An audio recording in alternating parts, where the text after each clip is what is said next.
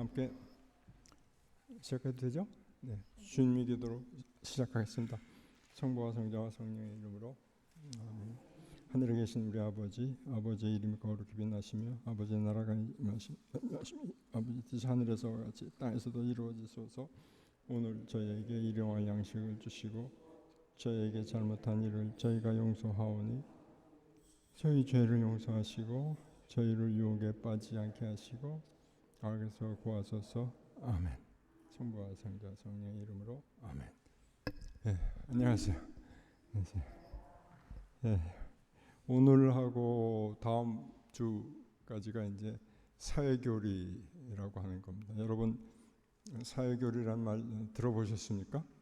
네, 사실은 이게 그렇게 역사가 오래된 그러한 그 교리는 이제 아니에요. 그렇지만 어떤 면에서 보면은 특히 우리한테는 아주 중요한 교리라고 이야기할 수 있습니다. 무슨 말씀이냐 하면은 전에 쭉 평신도 말씀을 하면서 평신도는 세상 속에 있는 교회 사람으로서 세상의 모든 질서를 내부로 침투해서 거기에서 그리스도 안에 바로 세워야 되는 그러한 임무를 맡고 있다. 그게 우리가 할 일이다. 그런데 그걸 어떻게 하느냐, 그냥 내 마음대로 하느냐, 그게 아니고 그걸 위해서 우리 가톨릭 교회에서는 이러이러한 그 뭡니까, 하나님의 책에 있는 그런 가르침을 마련해서 이제 우리들에게 알려주고 있는데 그거를 사회 교리라고 이제 부르기도 해요. 또는 사회적 가르침이라고도 말해요. 이 사회 교리 그렇게 말하면은 여러분 생각에 이게 조금 좀 이론적에 이렇게 치우쳐져 있는 그런 걸로 생각할 수가 있고, 사회적 가르침 그러면은 그걸 실천적으로 더 중점을 둬서 얘기를 한다는 이런 약간의 그 뭡니까 이제 어감의 차이가 있을 뿐이지 똑같습니다. 같은 내용이에요. 근데 공식적으로는 교회의 사회 교리라고 이렇게 부릅니다. 사실은 이걸 준비하면서 제가 고민을 좀 했어요. 지금 2시간인데 2시간 동안에 이거를 무슨 얘기를 어떻게 할 건가, 어떤 내용으로 얘기를 할 건가 참 고민이 많이 됐습니다. 왜냐하면 제가 1970년대 초에서 한 10년 정도를 대신학교에서 이 사회교리라고 하는 주제를 가지고 강의를 했거든요. 그때 한 학기 강의를 하는 겁니다. 제가 한 학기 강의를 하는데 한 학기 강의하는 내용을 지금 2시간에 줄여서 이야기를 하려면 그걸 전부 욕심부려서 그 이야기한 걸 전부 할 수는 없는 거고, 어떤 점을 집중적으로 이야기할 건가 고민을 많이 하다가 지금 여러분 가지고 계신 그런 것으로 정했습니다. 왜냐하면 그런 내용은 우리나라에서 보통 이러저러한 책을 통해서는 이렇게 쉽게 접하기 어려운 그런 문제들은 이제 잘 다루질 않아요. 그래서 그걸 좀 여러분들이 좀 함께 생각해 보면 좋겠다, 그런 생각이 들어서 이제 그렇게 준비를 했고요. 사실 그 첫 대목을 제가 시작하기를 얼마나 많은 그리스도인들이 교회의 사회교리의 원리들을 제대로 알고 또 실천하고 있는지 물어보아야만 합니다. 요한 바오로 2세의 말씀이에요. 이게 이제 2000 새로운 천년대, 이제 2000년 이제 부터 이제 시작하는 게 새로운 천년대 아닙니까?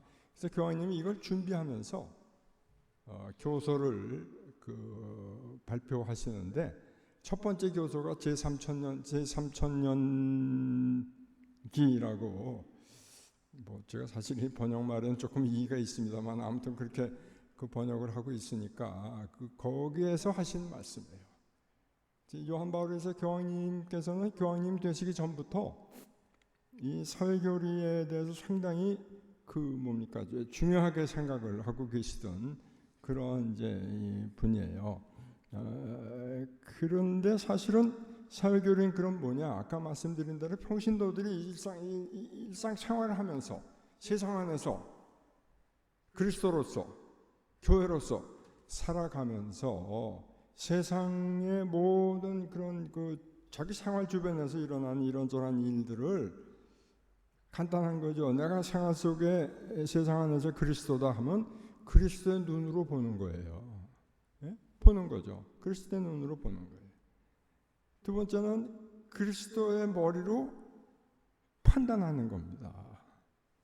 세 번째는 그리스도의 머리와 몸이 함께 행동으로 옮기는 거죠. 왜? 세상을 그리스도 안에 재건하기 위해서. 그게 사회교리다 이렇게 보시면 되는 겁니다.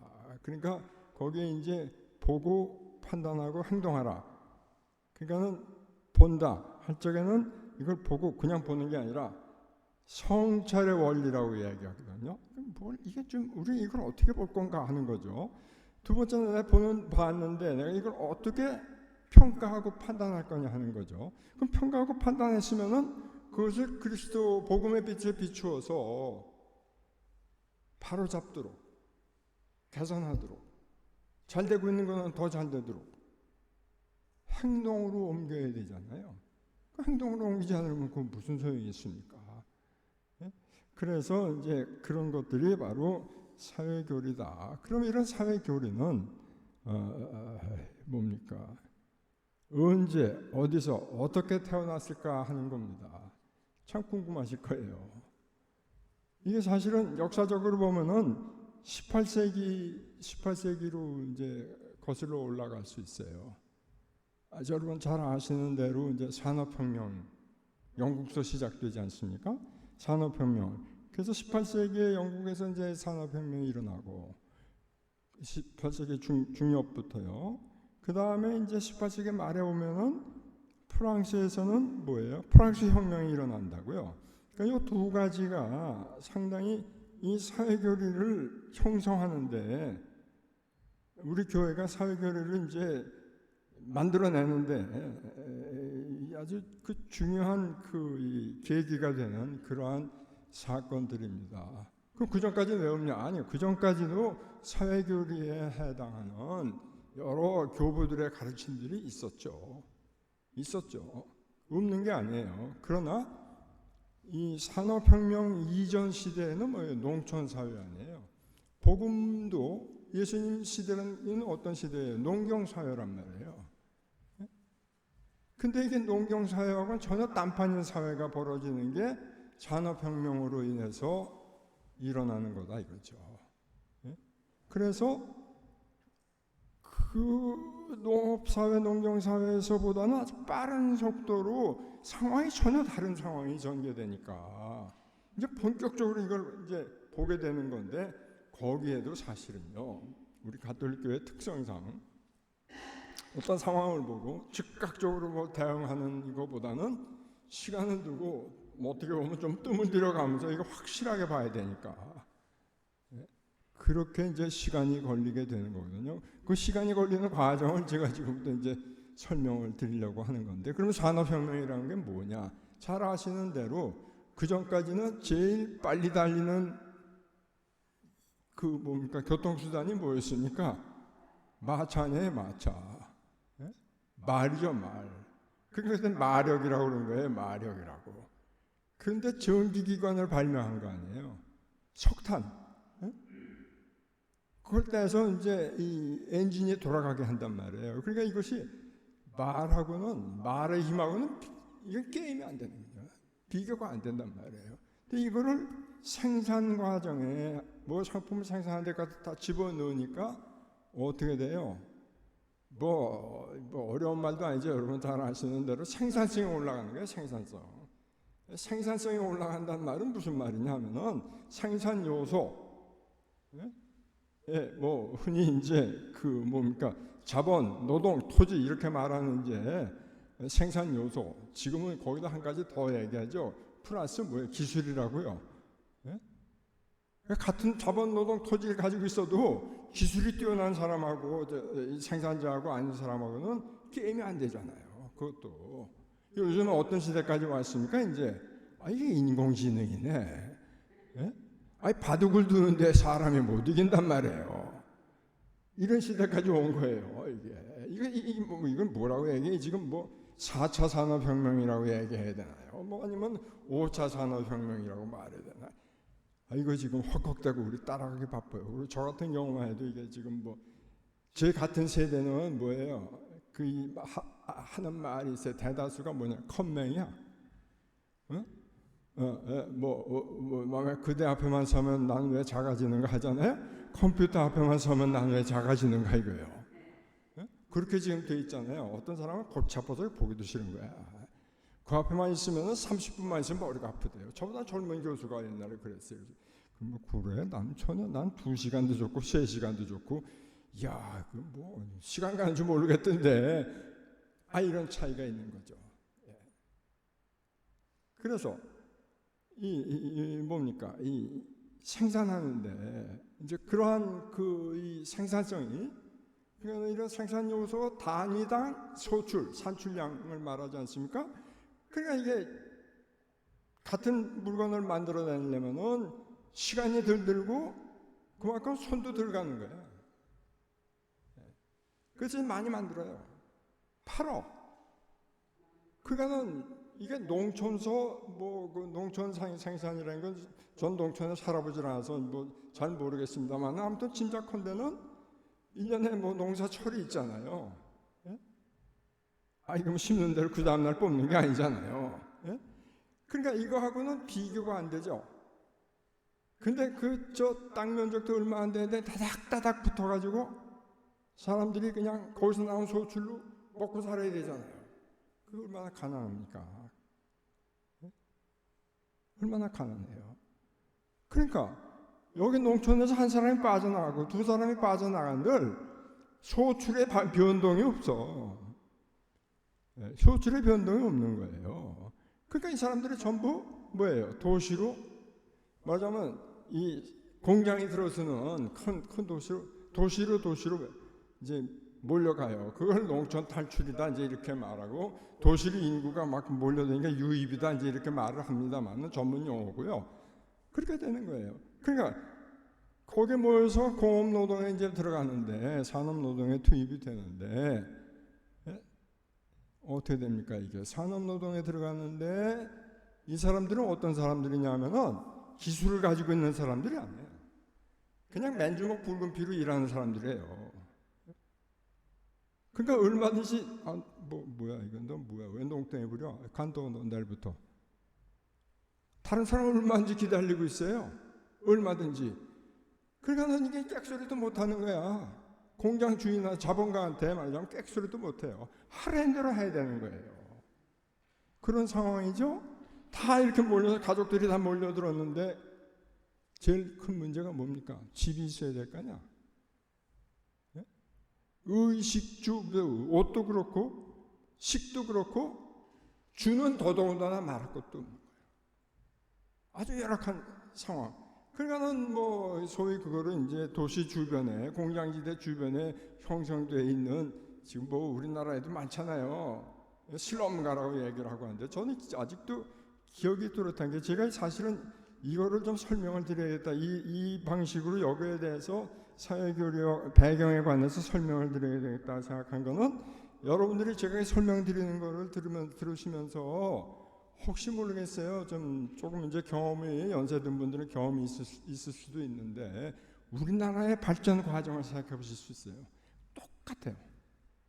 똑같습니다. 하나도 다른 게 없어요.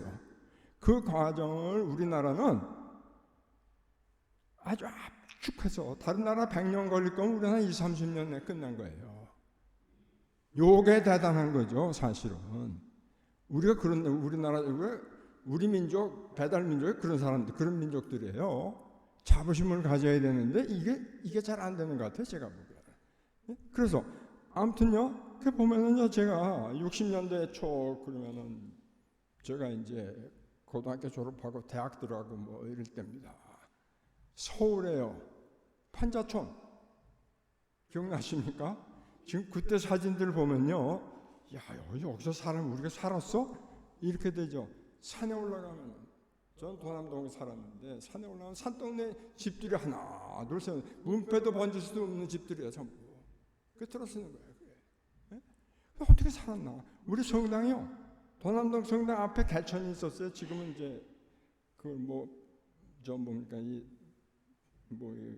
뭐라 그래? 그게 겨울을 만들어 가지고 흘러가게 이제 돼 있고, 그 전에 복개했던 건 이제 엎었잖아요. 근데 복개하기 전에 보면 그 개천가에 판잣집 들어서 있는 거야.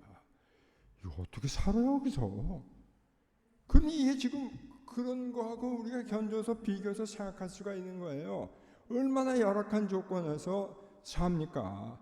그런데 이게 또 공장 노동을 하면은 농업 노동하고 농촌에서 하고 달라서 시간을 지켜야 돼. 자기 마음대로 할 수가 없어. 몇 시부터 몇 시까지, 점심시간 얼마, 몇 시부터 몇 시까지 이러잖아요. 아니 농사 짓는데 몇 시부터 몇 시까지가 어디 있어요? 나 가고 싶으면 가는 거고, 야 오늘은 좀 피곤해 그러면 일찍 집에 가고, 그 누가 뭐래? 그런데 이건 아니에요. 이거 지키지 않으면 나 관둬야 되는 거예요. 나 관둔다고 고용주가 조금도 겁내지 않아요. 왜? 세고 셌어요. 와서 일하고 싶은 사람은 세고 셌다. 근데 이게요, 사실은 고용주 멘탈리티 사고방식에는, 야, 너 말고 일할 사람 충분해, 세고 셌어, 이제 이거 있고, 대신에 노동자들 사고방식은 뭐냐? 아이고, 이 자리 없으면 나 어떻게 살아? 그러니까 이런 경우에 누가 서로 간에 협상을 하고 서로 근로 조건이 노동 시간이 어쩌고 조금 줄여주세요, 아니면 시간당 조금 더 올려주세요. 누가 이깁니까 이거? 말 하나 많아요 이거는. 그래서 자본주의란 말이 그래서 나온 거예요. 자본가 마음대로 한다는 거죠. 그거를 이렇게 돼 가지고서 결과적으로는 사람들이 이 도시로 몰려들어서 빈민가도 생기고 하면서 도시화가 생기고, 아니 서울에 지금 인구가 1,000만이 엄청나게 많은 이제 인구가 몰렸죠. 서울만 그렇습니까? 경기도 일원 이게 전부 서울 근처에 인구가 이렇게 도시로 집중되어 있잖아요. 그리고 지금 우리나라에 도시 인구하고 농촌 인구는 거꾸로 돼 있어. 도시 인구가 훨씬 더 많아요. 아마 75% 이상일 거예요. 제가 최근에 조사해 보지는 않았습니다만은, 그래서 결과적으로 뭐예요? 여기서 생기는 문제가 뭐냐? 공장주들은 어떻게든지 수익을 올리려고 하니까 어떻게든지 노동 시간을 늘리려고 할 테고, 또 어떻게든지 시간당 임금은 적게 주려고, 왜 생산비를 줄여야 상품 가격을 싸게 할 수가 있잖아요. 싸게 해야지 팔릴 거 아니에요. 더 많이 팔릴 거 아니에요. 그러니까 생산비를 줄이려니까 어떻게 해요? 아동, 애들, 여성, 형편없는 거예요. 아니, 나 그걸 보면서 내가 지금, 그때 내가 요즘 우크라이나 사태 보면 저하고도 똑같은데요. 저게 내가 저 나이 또래였지 옛날에. 6살, 7살 먹은 애들이 일터로 나와. 여러분 상상해 가십니까? 6살, 7살 먹은 애들이요. 아이고, 그 얼마를 받아요? 그야말로 이거는 보통 어른들 노동자의 2배 내지 3배 정도 아주 싼 값으로, 여성도 마찬가지고요. 그러니까 이제 시간을 줄여야 되니까, 출근 퇴근하는 시간을 줄여야 되고, 또 어떻게든지 노동 시간을 많이 늘려야 또 이 소득이 올라가니까 어떻게 해요? 그 근처에, 공장 근처에서 아주 열악한 데 가가지고 그냥 잠만 자는 거예요. 그냥 유생시설 이런 거 그냥. 그러니까 인간 이하의 아주 열악한 그러한 조건이죠. 나중에 혹시 말씀드리겠습니다만은 비오십 1세 교황님이 이런 상황을 뭐라고 표현하셨냐 하면은 품위 있는 인간은 생산 과정, 공장 노동 과정을 거치면서 후진군에서 나오는데 볼품은 후진군에서 나오는 거예요. 볼품 없던 물건은 원자재 이런 게 뭐가 있어요. 그게 이 생산 과정을 거친 번듯하게 멋있는 뭐가 돼서 나온다 이거지. 야, 이런 아이러니가 어디 있냐. 이걸 우리가 이대로 지금 인정하고 받아들일 거냐. 이 말씀을 하신 게 저는 항상 그 회칙에서 그 말씀하신 걸 늘 기억해요.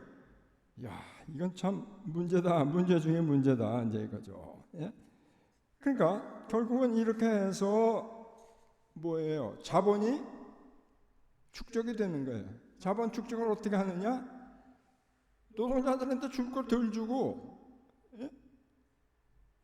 그렇게 해가지고서 이제 자본을 챙겨서 그걸 가지고 저축하고 그래서 모아서 그걸 가지고 새로운 기계를 사들이고 이렇게 되는 거죠.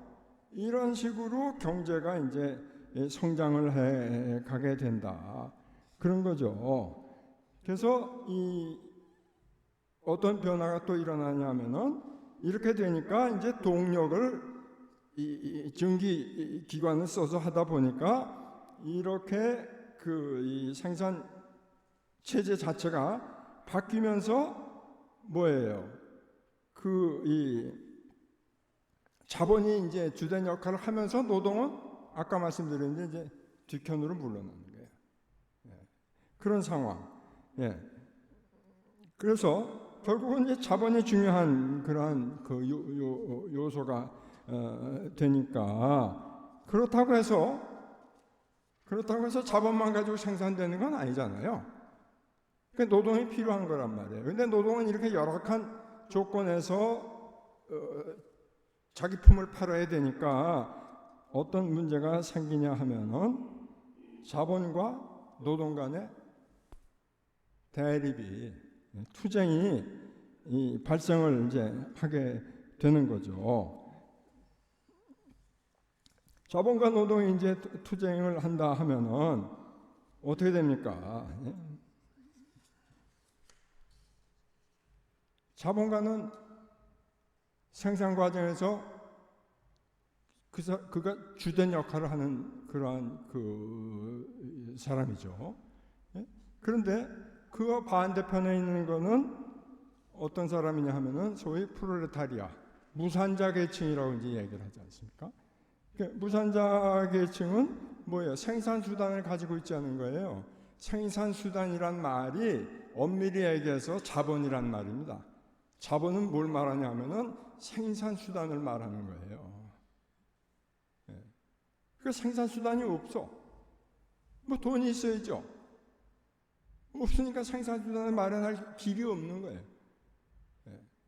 그래서 원래 프롤레타리아라는 말은 이 라틴 말에서 워낙 여기 칠판 쓸 필요도 없죠. 이 프롤레라고 하는 건 아들, 자녀라는 얘기인데 특히 아들을 말하는 거예요. 그래서 프롤렘 알레레라고 아들을 낳아서 키우는 거야. 그 밖에는 가진 게 없어. 근데 그럼 어떻게 하냐 키워서 군대 보내. 옛날 로마 시대에는 군대 아무나 못 가는 거예요. 노예는 못 가는 거야. 그러니까 노예가 아닌 그런 이들이 가진 게 없으니까 애를 낳아서 거기 공급하는 거로 사회에 공헌을 하는 거죠. 그러니까 아무것도 없다는 얘기예요, 근본적으로. 그래서 이런 프롤레타리아하고 자본가 계급이 두 계급이 이 사회에 대결을 펼치면서 이제 이 자리를 잡게 그런 이제 되는 거죠. 그러니까 자본주의라고 하는 거는 이렇게 산업혁명하고 연결이 되는 겁니다. 그리고 이제 아까 말씀드린 대로 이 공업 산업 활동에서 도시화 현상이 일어나니까 사람들이 도시로 몰려들잖아요. 그 아까 말씀드린 대로 무산계급은 그냥 착시당하는 거예요. 어디 객소리도 못하고 그 자본가가 시키는 대로 할 수밖에 없으니까. 예. 그 다음에 이제 어떤 이 문제가 이제 생기느냐 하면은, 이 제가 한참 받아 설명해서 많이 띄었어요. 건너뛰었는데 뭐 그냥 설명은 제가 전부 이제 말씀을 드린 거니까 그게 실제로 뭐 많이 뛴 건 아닌데요. 이러한 이 시기에 있어서 노동자는 그 자본가들이 노동자를 어떤 걸로 식으로 이제 대접하고 받느냐 하면은 그냥 그 톱니바퀴 톱니 하나예요. 무슨 사람이 아니고요. 그냥 생산 요소인데 톱니바퀴 톱니 하나로 언제든지 대체할 수 있는 그러한 인력으로 그렇게 이제 봤던 거죠. 그러니까 1대1로는 사용자하고 고용주하고 노동자가 1대1로는 협상을 한들 판판이 깨지는 거예요. 할 수가 없어요. 그럼 노동자가 할 수 있는 가지고 있는 유일한 힘은 뭐냐 하면은 뭉치는 거예요. 조직하는 거예요. 노동조합이라는 게 이제 그때 이제 그래서 생기게 되는 겁니다. 이거 한 사람이 관두겠다. 나 관둬. 그런데 노동조합에 와가지고 우리 전체 관둔다 그러면 얘기가 달라지는 거 아니에요? 그러니까 노동자 자기 보호하기 위해서 자기 권익을, 자기 기본적인 인권을 보호하기 위해서 단결을 하기 시작하는 거죠. 그래서 이제 그걸 위해서 이제 파업도 하게 되는 거고요. 그래서 임금 인상해달라, 노동 조건을 좀 개선해달라 하면서 이제 파업도 하게 되는 거죠. 그래서 이제 19세기에 들어와가지고서 이렇게 노동자들이 조직화, 우리가 조직화라고 하는데요. 이렇게 뭉치기 시작하는 거예요. 뭉치기 시작해서 이제 이 노동조합을 발전시켜 나가는데 이게 이제 서서히 전 유럽으로 퍼져나가게 되는 겁니다. 시간이 많이 걸리는 거죠. 이거 그냥 두고 보겠어요?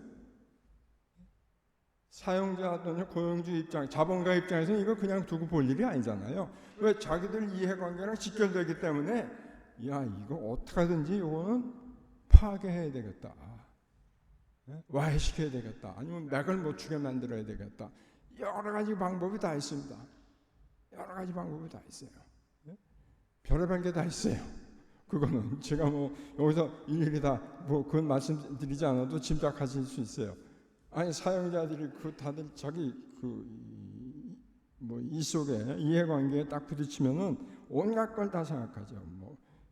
회유도 할 거고 여러 가지 하여튼 이제 가짜 말하자면 어용 노조도 만들고 이런 식으로 여러 가지가 있습니다. 아무튼 그렇지만 그런 우여곡절을 겪으면서 이제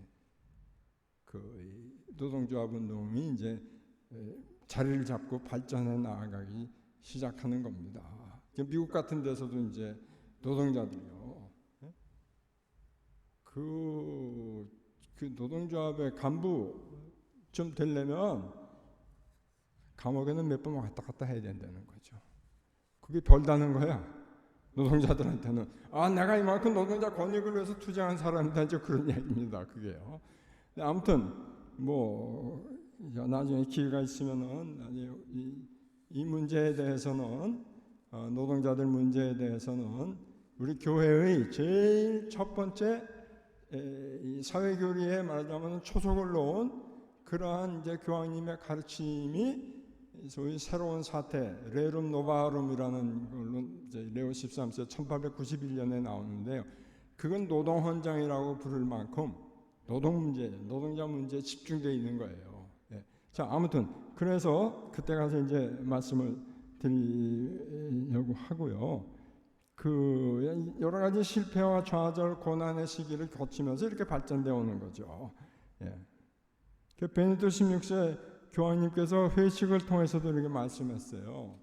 뭐라고 그러셨냐? 역사적 관점에서 볼 때 집단의 정의로운 질서 문제는, 이 집단이라고 하는 거는 제가 보기에는 그냥 이렇게 번역이 되어 있는데 지금 내버려뒀는데 지금 생각해 보면 의역을 하면 사회라고 볼 수 있어요. 우리 사회 또는 공동체의 정의로운 질서 문제는 19세기에 들어와 사회가 산업화되면서 새로운 차원을 띠게 되었습니다. 근대 산업의 발전은 낡은 사회 구조를 붕괴시켰으며 임금 노동자 계층의 성장은 사회 조직을 급격히 변화시켰습니다. 이전에는 그 내부에서 그런 식으로 알려지지 않았던 자본과 노동의 관계가 이제 중요한 문제가 되었습니다. 이게 그런 식으로 알려지지 않았단 말은 서로 대립하는 투쟁 관계로 알려지지 않던 그런 의미예요. 예. 생산 구조와 자본은 이미 새로운 권력이 되었고 소수의 손에 들어가 노동자 대중의 권리를 박탈함으로써 이들의 반발을 낳을 수밖에 없었습니다. 자본이 새로운 권력이 됐다는 거죠. 자본이. 이 사회가 이렇게 바뀐 거예요. 그래서 이런 이제 연결선상에서 볼 수 있는 게 프랑스 혁명입니다. 프랑스 혁명이에요. 그러니까 자본가들이 이미 사회의 주도 세력으로 권력을 장악하고 있는데 그거하고 당시에 예를 들면 이제 프랑스 또 그 외에 이제 다른 유럽 여러 나라에서는 뭐예요? 왕정 아니에요. 절대 군주제. 절대 군주제하고 이런 이 자본가 계급이 주도적으로 뭔가 권력을 쥐고 있는 경제 체제, 경제 발전의 그런 과정하고는 맞을 수가 없는 거예요. 그러니까 마찰이 일어날 수밖에 없고 자본가 계급으로 우리가 이제 지금 그거를 부르주아라고 얘기를 하는데요. 부르주아라는 말은 사실은 중산층 자본가라고 볼 수 있어요. 근데 제가 중산층 자본가 자꾸 말이 반복되니까 제가 그냥 부르주아 그대로 쓰고 그 표현을 그렇게 쓰고 말았는데 아무튼 그게 맞지 않는 거예요. 구체제, 왕권 중심의 절대 왕권, 뭐 심지어 무슨 루이 14세가 그랬다는 거 아니에요. 짐이 국가다, 내가 국가야. 어떻게 자기 개인이 국가야? 그게 통했단 말이에요.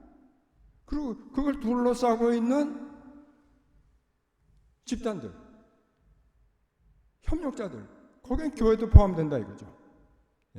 이거 우리가 이해할 필요가 있어요. 거기에 교회도 포함되는 거예요. 그러니까는 이 부르주아가 볼 적에는 이거는 타파해야 되는 거야. 이거는 없애버려야 되는 거야. 붕괴시켜버려야지 이게 나라가 제대로 성장을 발전을 해 나갈 수 있다. 그래서 구체제를 없애야 된다. 영국에서는 왜 그러면 아니냐? 이미 거기는 의회 민주주의가 싹 터서 발전하고 있었던 거예요. 프랑스는 보니까 프랑스 사람들의 자존심이 얼마나 강해요? 영국보다 한참 뒤떨어져 있는 거예요. 그 산업혁명도 거기서 먼저 일어났고. 자, 그러니까 이거를 엎어야 된다 하는 거죠. 그게 프랑스 혁명이에요. 그게 프랑스 혁명입니다. 그게 핵심이 뭐겠습니까? 우리도 중산층이 부르주아가 우리도 정부에 참여해야 되겠다. 거기다가 보면은 뭐죠? 귀족? 귀족 계급이 뭐 하는 게 있다고. 온갖 특권만 내리냐. 이거 아니올시다 이거죠. 거기다가 또 한 가지 뭐예요? 일반 대중에서 볼 적에는 물가가 그냥 계속 뛰는 거예요. 그게 고통스러워서 살 수가 없는 거예요. 그러니까 이해관계가 맞아떨어지는 거죠. 이거 뒤집어 엎어야 된다 하는 거죠. 그게 뭐예요? 프랑스 혁명이 뭡니까? 자유, 평등, 형제 이 세 가지를 내세웠잖아요. 자유와 평등과 형제, 이걸 박애라고 번역을 하는데요. 이건 박애라고 하면 번역이 되질 않는 거예요. 프랑스 말은 프라테르니테인데 프라테르니테가 어떻게 박애예요? 우리 교황님이 회칙을 발표하셨죠, 얼마 전에. 프라텔리 투티, 모두가 한 형제다, 그거예요. 네. 그래서 이 자유를 근본적으로 이제 추구하는 거죠. 그러니까 거기에 따라서 경제적 차원에서나 정치적 차원에서나 절대적인 자유를 내세우는 자유주의 이론이 이제 등장하게 되는 겁니다. 자, 그랬더니 그 반대편에서는 이제 사회주의가 또 등장하는 거죠. 네. 자, 그러면 자유주의라고 하는 게 뭐냐? 정치적인 자유주의라고 하는 거는 처음에는 자유를 국가 권력에 대항하는 방어적인 측면에서 본 거예요. 왜 내 자유를 건드려? 근데 이게 그게 아니고 적극적으로, 능동적으로, 우리도 참여해야 되겠어. 경제활동을 자유롭게. 그 다음에 정치활동도 참여할 수 있는 그런 자유. 이렇게 뭐라고 할까요? 이 확장하는 거죠. 자유의 개념을.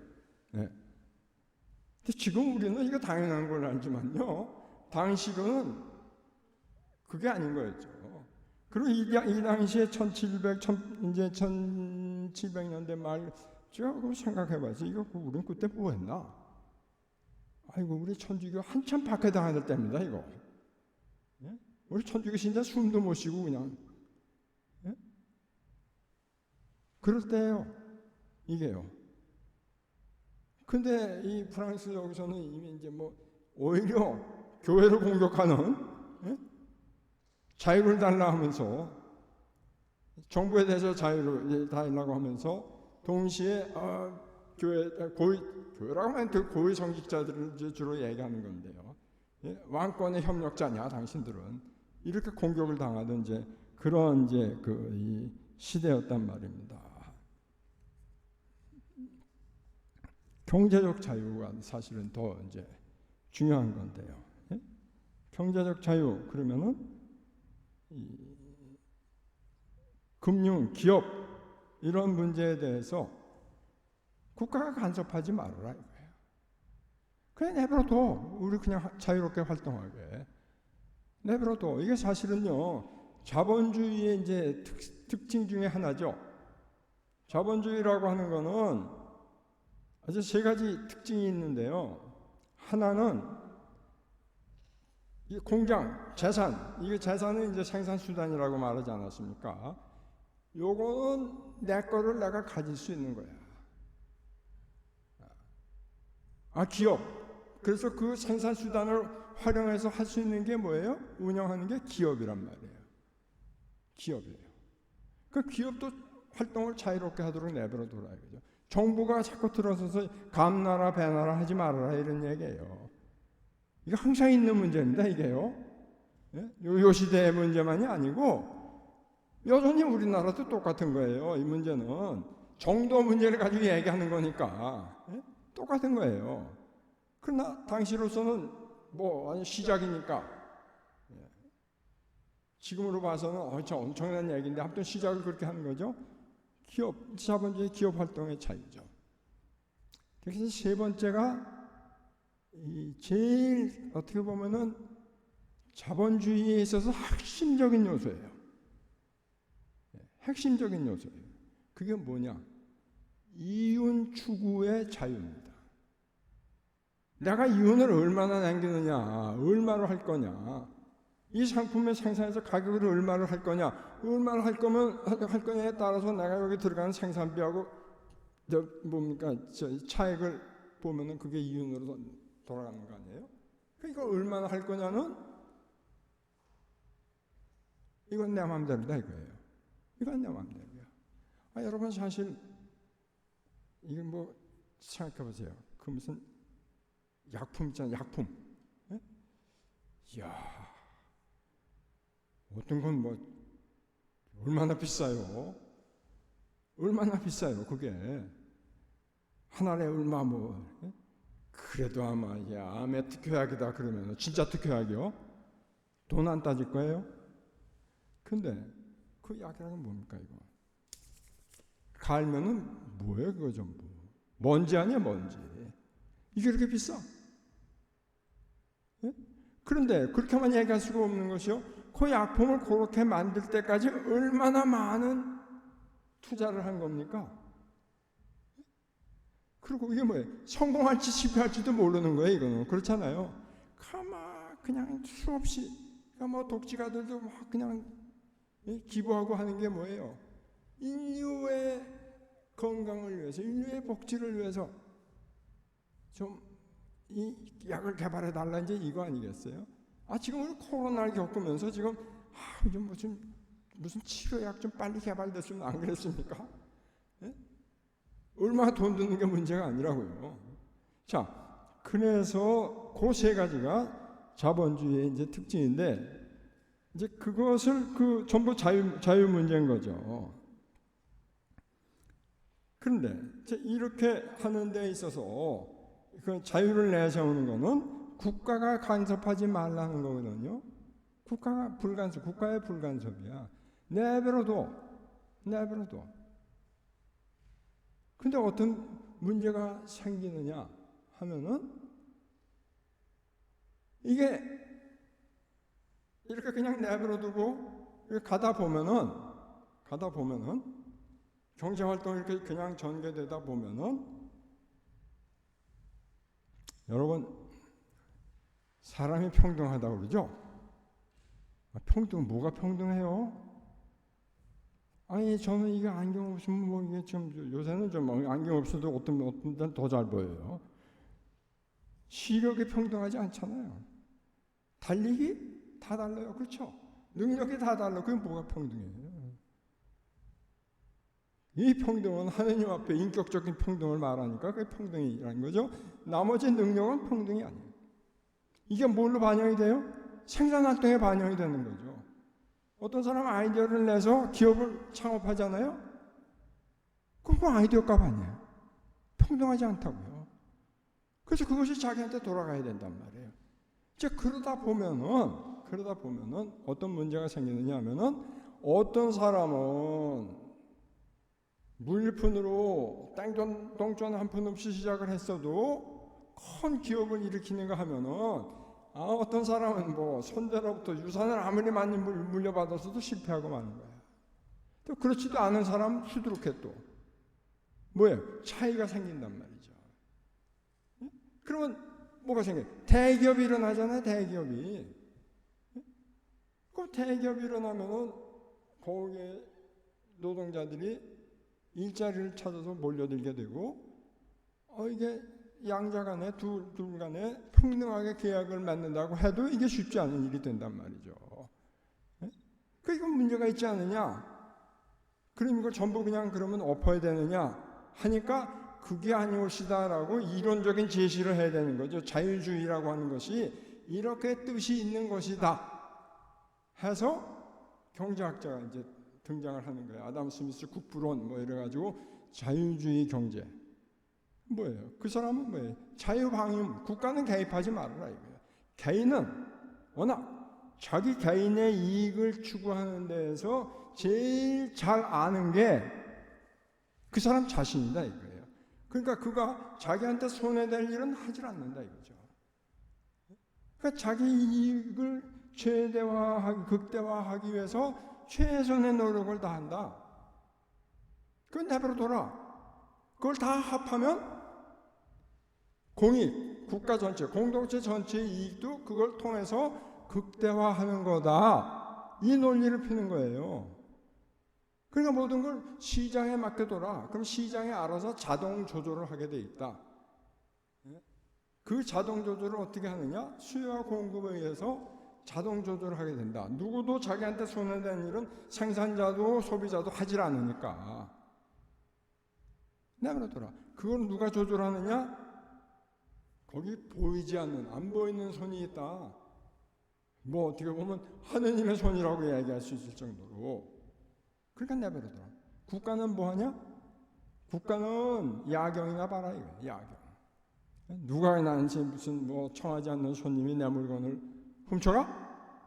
이거 막아라 이런 얘기죠. 그러니까 공공 질서를 유지하는 거. 여기에 국한해서 뭡니까? 이 역할을 수행하면 국가의 역할은 그걸로 된다. 이제 이렇게 얘기를 이제 했던 거죠. 그래서 이제 뭐냐면은 이런 말하자면 사회 불평등 현상이 생기는 거에 대해서 이걸 자꾸 그냥 탓을 할 일이 아니라고 이렇게 이론적으로 좀 노동자들을 무산자 대중을 안심시키려고 했던 그런 측면이 이제 있었던 거죠. 예.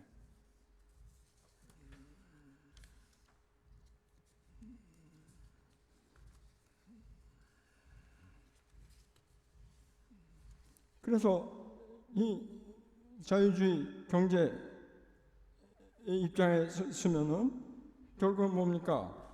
이 자유롭게 방임해서 기업가가 소득을 올리고 거기서 이제 저축을 하고 그것을 자본으로 만들어서 산업 발전을 시키고 산업 발전을 시켰는데 뭐예요? 국내 시장에서 이 소비가 다 안 되면 어떻게 됩니까? 세계 시장을 개척해야 되잖아요. 우리나라도 그랬어요. 우리나라 시장 규모가 너무 적어요. 그러니까 전 세계를 향해서 이제 물건을 팔러 수출 주도형 경제 성장이라고 이제 이야기를 했는데, 예? 그 당시에 대통령이 수출 무슨 확대 회의가 한 달에 한 번씩 주재를 했어요. 그 수출을 독려했다고요. 예. 아무튼 그렇게 해서 이제 이 뭐예요? 가발 만들어서 수출한다 하죠.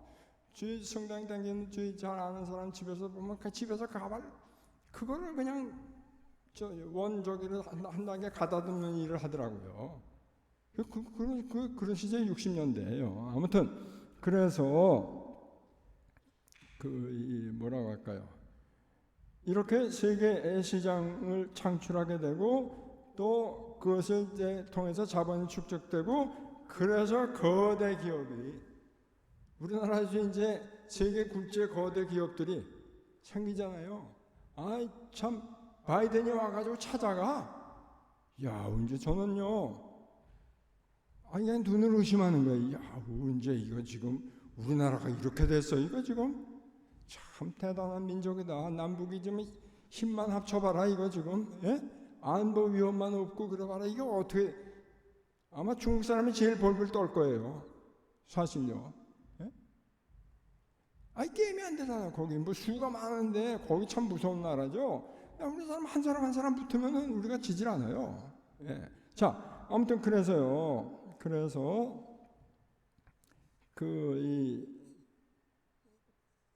뭡니까? 이제 거대 기업이 출현한다. 이것이 근데 여기서 뭐가 문제가 되냐 하면은 이제 경제를 이렇게 성장시키고 발전시키고 기업을 키워가는 과정에서 자연히 윤리적인 측면이 소외되는 거예요. 네. 그러면 윤리적인 측면이 소외되면 약자인 노동자들은 더 어디 기댈 데가 없는데 거기 국가를 기대를 해야 되는데 국가는 우리는 불간섭이다 이러네. 이건 참 심각한 문제가 이제 되는 거죠. 그래서 이제 다시금 자본가 계급하고 프롤레타리아 투쟁이 발생을 하는데 지금도 마찬가지지만 입법권을 가지고 있는 건 뭐예요? 가지고 있는 사람 편이에요. 자본가 편이라고요. 당시 초기에는요. 노동운동을 하려고 하면 노동자가 지도자가 된 거 아니에요. 우리나라에서도 마찬가지입니다. 어떤 사람이 지도자가 되냐? 머리가 있어야 돼. 좀 유식해야 된다고요. 그래도 적어도 뭘 장문을 할 수 있어야 돼. 글을 쓸 수 있어야 돼. 그리고 법을 좀 알아야 돼. 그러니까 변호사들이 많이 이제. 그 사람들은 노동자들의 권익에 대해서 관심을 갖는 것보다 그걸 통해서 자기 입신양명하려고 하는 거예요. 그러니까 이게 노동귀족이 됐죠. 노동귀족이 된 거예요. 이건 세계 어느 나라나 비슷비슷한 거예요. 뭐 우리나라나 뭐 어디나 비슷비슷해요. 정도의 차이가 있습니다. 자, 아무튼 그래서 그런 이들이 뭐예요? 가지고 있는 자들이 입법권을 장악하면은 자기들한테 유리한 방향으로 법을 만들 거 아니에요. 예. 그러니까 노동자들이 고용주들한테 맞서서 자기 방어를 하기가 무척 어렵고 거의 불가능했다. 예? 그러니까 국가가 취약계층을 보호하기 위한 이 어떠한 개입도 하지 않는 절대적인 자유주의, 이걸 자본주의는 야만적 자본주의라고 얘기하는 거예요. 아예 그냥 뭐 생긴 대로 먹는 거예요. 이대로 취한단 말이죠. 무슨 가난한 사람, 어려운 사람 생각하지 않는 거예요. 이거는 그런 의미에서 사실은요, 가진 사람들의 책임이 참 큰 겁니다. 뭐 사회가 왜 이렇게 아이고 그래 이 사람아, 자기 것만 챙기려고 그러지 마 제발. 그럼 이 꼴 난다. 가만히 친구들 이렇게 이야기를 들어보면요, 멀쩡한 얘기 하다가도 제가 깜짝깜짝 놀라요. 야, 그건 어떻게 이렇게 생각이 다를까? 자기 대체로 이제 기업을 하고 뭐 이런 이들이 이제 그게 강해요. 저는 뭐 기업을 한 사람이 아니고 저는 교수 출신이니까 아무래도 좀 다르죠. 그런 쪽에서 직접 경험도 없으니까 그럴지도 모르지만요. 아무튼 그렇게 해서 이런 야만적 자본주의, 뭐 절대적 자유주의, 그렇게 되니까 여기에 반기를 들고 나오는 게 사회주의인 거예요. 사회주의. 여기 지금 자본주의 그렇잖아요. 아까 말씀드린 대로 개인 위주 아니에요. 개인주의가 바탕이야. 그러니까 사회주의에서는 아니다 이거예요. 사회, 그러니까 공동체, 집단, 사회 전체, 요게 기준이 돼야 된다. 요게 바탕이 돼야 된다 하는 거예요. 이게 사회주의라고 하는 게. 처음에는 이제 윤리의식이 강했죠.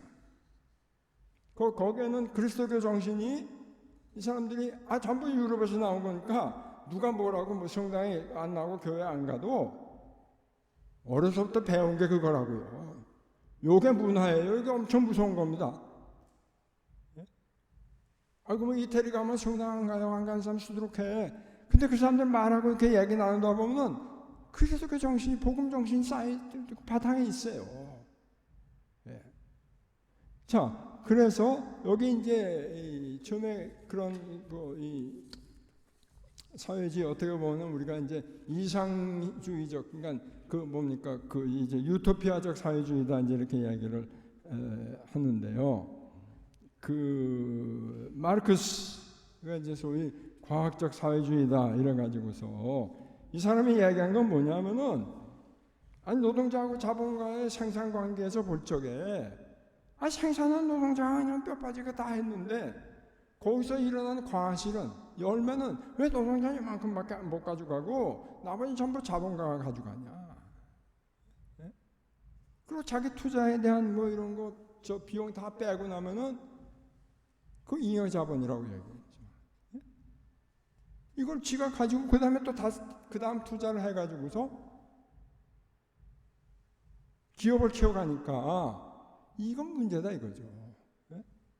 그 사회주의자들은 뭘 생각하냐면, 사유재산제도, 개인이 재산, 그러니까 생산 수단을 소유하는 거, 이걸 없애면 되겠다 하는 얘기예요. 그걸 없애면 되겠다. 그리고 더더군다나 이 사람들은 이런 물질적인 이런 생산 관계에 있어서 이러한 것들이 인간의 의식을 좌우한다는 거예요. 인간의 의식이 이런 물질적인 생산 관계에 이것을 판단을 해서 올바른 길로 나아가도록 해야 되는데 이게 까꾸로 된 거지, 보는 거죠. 그 여기서 근본적으로 이제 이 칼 마르크스가 잘못 본 거는 뭐냐 하면은 사람에 대한 거예요. 사람이 어떤 존재냐 하는 걸 제대로 보지를 못한 거죠. 이렇게 제도를 바꾸고 뭐 예를 들면 사유자산자를 없애. 그러면 뭐가 돼요? 자산의 소유주가 국가가 되는 거예요. 그렇게 되면은 모두가 다 평등하게 된다. 평등한 사회가 결국은 도래하게 된다. 그렇게 해서 결국은 뭐예요? 내가 내 능력에 따라서 일을 하는데 그 결과로서는 내가 필요한 만큼 받는다 이거죠. 그 더 이상도 이하도 아니야. 필요한 만큼 받고. 그러니까 능력에 따라 일하고 필요에 따라 받는다. 이게 공산주의의 모토예요. 그런데 사람을 제대로 못 본 게, 사람이 아주 착하고 선하다 이쪽만 생각하니 사람이 악한 면도 있다는 걸 생각하지 않는 거죠. 뭐예요? 능력에 따라 일을 한다.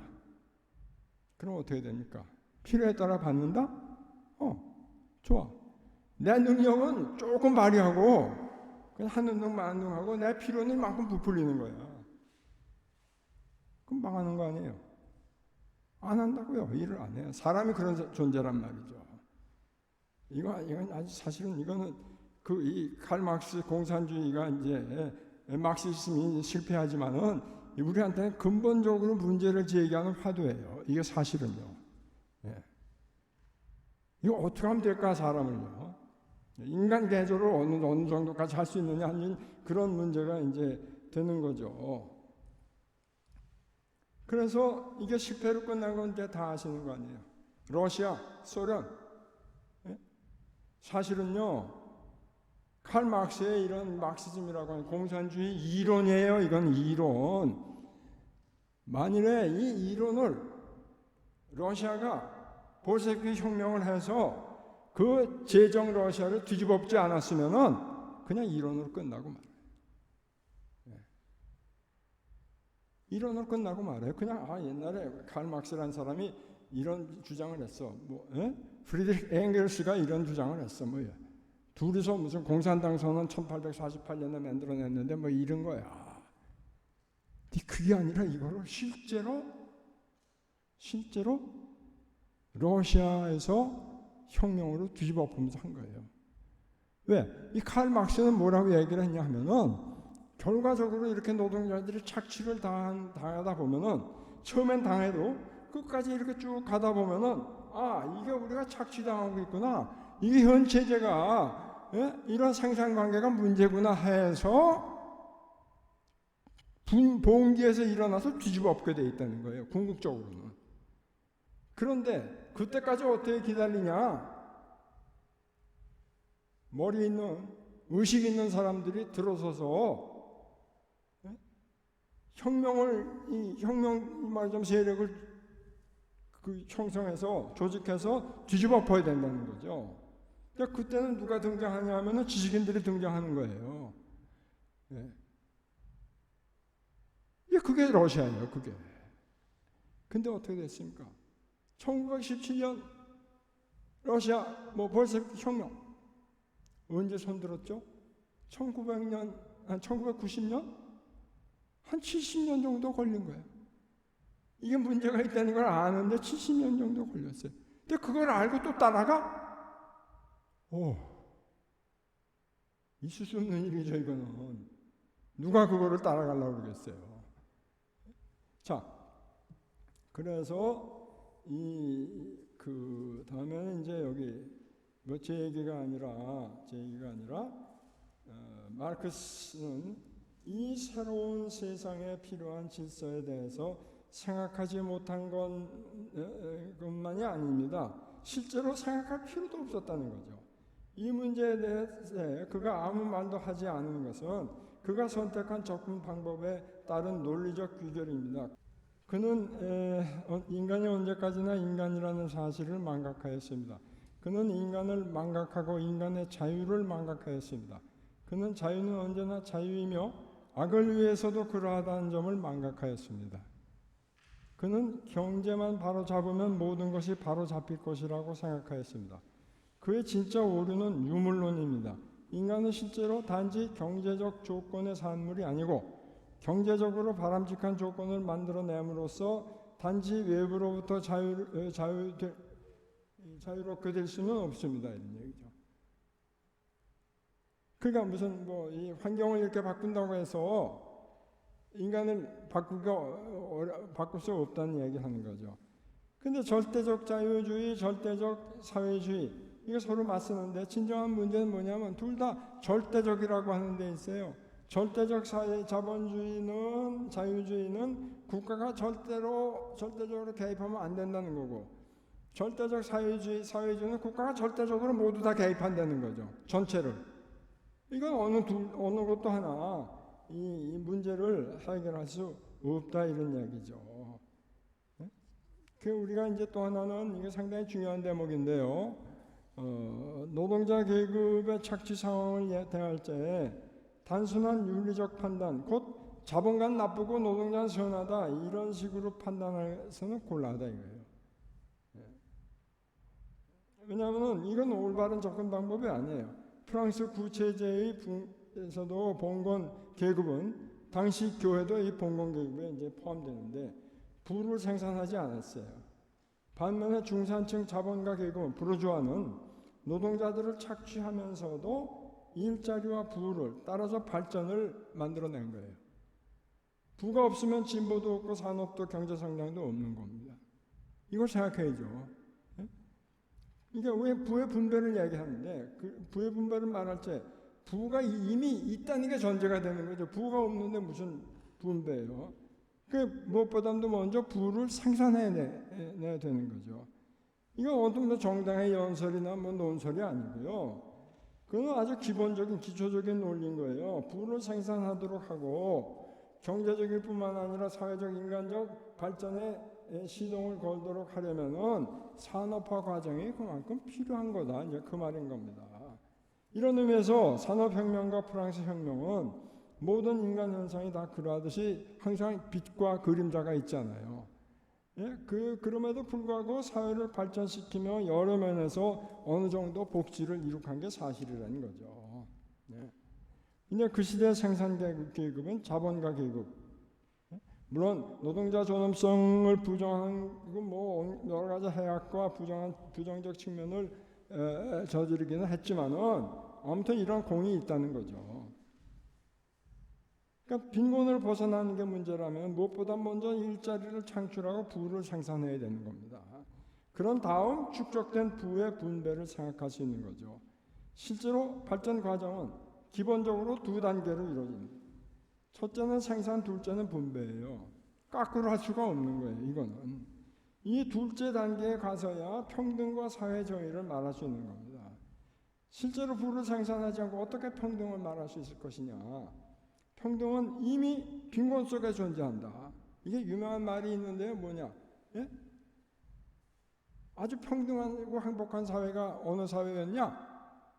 창세기 아담과 에와 두 사람 있잖아요. 둘.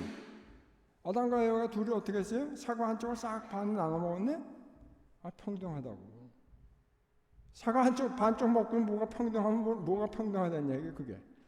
예? 뭐 자주 참 우스갯소리 비슷하게 이 상황을 비유해서 이제 이야기를 하는 겁니다. 평등은 이미 빈곤 속에 존재하고 문제는 모든 일을 빈곤화하는 것이 아니라 모든 이에게 기회를 줘서 더 높은 수준에서 평등을 이룩하는 거다 이런 거죠. 그래서 이런 의미에서 산업혁명을 단지 윤리적 견지에서만 판단할 수는 없는 거예요. 산업혁명이 일어난 배경과 그것이 미래를 위해서 열어놓은 가능성을 고려해야 하는 것이다. 그 이후에 2차 이거는 이제 뭐 1차나 비슷한 거 이제 뭐예요? 1800년대 후반에서 이제 독일 이런 유럽에서 이제 일어난 거를 주로 이제 얘기하는 거긴 합니다만은 지금은 이제 5차 산업혁명까지 말하는데 그 원점을 가보면은 거기서부터 이제 1차 산업혁명의 중요성을 우리가 생각해보지 않을 수 없다 이제 그런 거죠. 교회 입장은 뭐냐? 이게 상당히 어려웠던 게요. 그 프랑스 혁명 초기에는 고위 성직자들이 절대 군주제하고 긴밀한 협력 관계를 이유지하고 있었던 거예요. 그래서 이 왕에 반대해서 형성된 새로운 부르주아 계급은 교회를 봉건 권력의 협력자로 봤던 겁니다. 그래서 강력한 반성직자적인 사고방식, 문화, 더 나아가서 무신론적 합리주의를 이제 전개했던 건데 이 자본가들이요. 성당에 가지도 않아요. 하느님 나라를 믿지도 않아요. 대다수가. 그렇지만 야 이게 교회가 아주 필요하겠다. 왜? 만일 노동자들이 이런 하느님 나라에 대한 이런 신앙 뭐 이런 것까지 잃어버리게 되면은 완전 좌절감에 빠져서 기존 질서를 뒤집어 엎으려는 그러한 충동, 혁명 충동을 일으키기가 쉽다. 이걸 막으려면 어떻게 되냐? 교회가 그 역할을 좀 해줘야 되겠다 해서 헌금도 하고 뭐 이런 식으로 이제 해서 그런 역할을 이제 한 거고, 반대로 무산대중 노동자들이 보면 저건 뭐야? 저건 지금 자본가 계급이랑 서로 짝짝꿍하고 있는 거 아니야? 그렇지 않아도 이거 지금 반성직자주의적인 사고방식에 빠지는데 이게 뭐냐 이러면서 이제 반기를 드는 거니까 교회는 양쪽에서 다 치는 거예요. 그런 이 입장에 이제 그 놓여 있었던 거고요. 근데 교회로서는 이런 당시에 벌어지고 있는 상황에 대해서 뭐라고 어떻게 얘기해야 될지 힘이 없었어요. 왜? 교회의 말이 설득력을 이게 없는 거예요. 왜? 농촌 문화, 농촌 사회의 그 중심에 거기에 그 바탕을 둔 그런 이야기들을 자꾸 하니까 새 시대의 사람들로서는 호소력이 없는 거예요. 또 누구야? 무산자도 마찬가지고 자본가도 마찬가지고 호소력이 없는 거예요. 그래서 이제 이것들을 이제 극복해야 되는 그러한 입장에 있으니 처음에는 이거 어떻게 할 줄을 몰라가지고 무척 당황하면서도 결국은 뭐예요? 당시에 새로운 사태, 빈곤이 온 세상으로 퍼져나가고 있으니까 뭐에 집중적으로 했느냐? 자선사업. 그런데 이 자선사업을 한다고 한들 결국 근본적으로 그 문제가 왜 생기느냐를 그 맥을 짚어야 되잖아요. 이 맥을 짚는데 상당한 이제 시간이 걸리게 되는 겁니다. 그 뭐예요? 저 자본가들이 원하는 건 이거 너희들 가난하고 뭐 이런 거는 이거 하느님의 뜻이야. 참고 견뎌야지. 그러니까 우리가 이렇게 지금 보면 왜 사회 구조, 제도를 개혁해서 해결해야 될 문제를 왜 자꾸 하느님한테 떠넘기느냐? 하느님 무슨 책임을 하느님이 거기 지고 있다고 거기다 자꾸 떼내기려고 하느냐?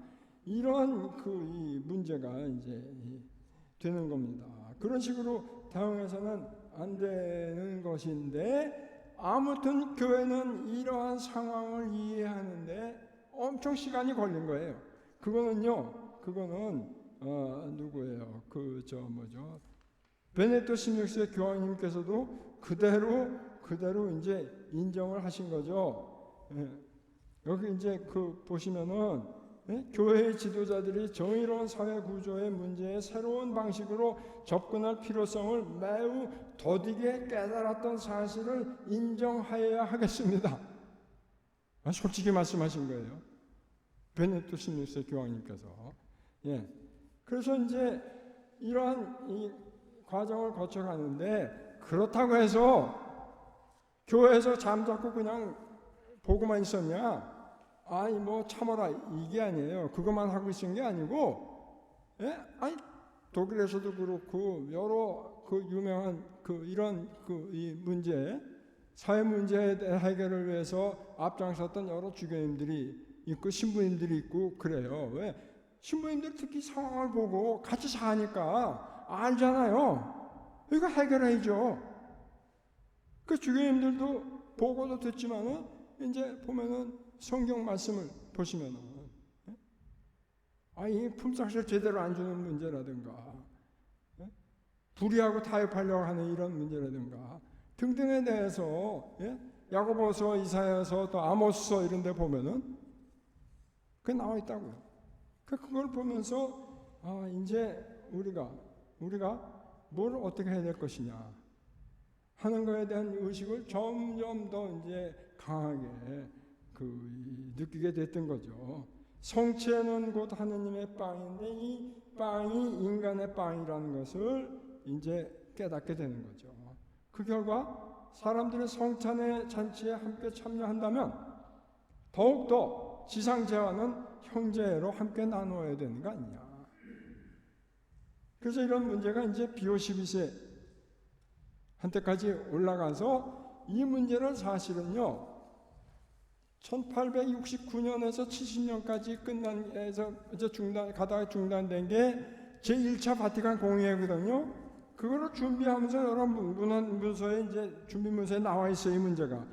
그런데 이게 1년밖에 진행이 안 되고 당시에 프러시아하고 이제 프랑스의 보불 전쟁이라고 하죠. 그 전쟁 때문에 중단된 거예요. 중단되지 않았으면 그 당시에 이미 이런 문제에 대한 교회의 가르침이 나왔을 텐데 결국 조금 더 이제 기다릴 수밖에 없었고 1891년에 아까 말씀드린 대로 이제 레룸 노바룸 새로운 사태, 노동자의 대헌장이라고 하는 그 새로운 사태까지 이어지게 되는 겁니다. 그거는 이제 다음 시간에 그 문제를 다루도록 그렇게 이제 하겠습니다. 그 문제뿐만 아니라 교회 사회 교리와 관련돼서 핵심적인 문제들을 가급적 시간을 좀 맞춰가면서 오늘 조금 시간이 오버됐네요. 한 10분 정도 오버됐는데 양해해 주시기 바랍니다. 네, 고맙습니다. 성모성으로 함께 마치겠습니다. 성부와 성자와 성령의 이름으로 아멘. 은총이 가득하신 마리아님 기뻐하소서. 주님께서 함께 계시니 여인 중에 복되시며 태중의 아들 예수님 또한 복되시나이다. 성모 마리아님 이제와 저희 죽을 때 저희 죄인을 위하여 빌소서. 아멘.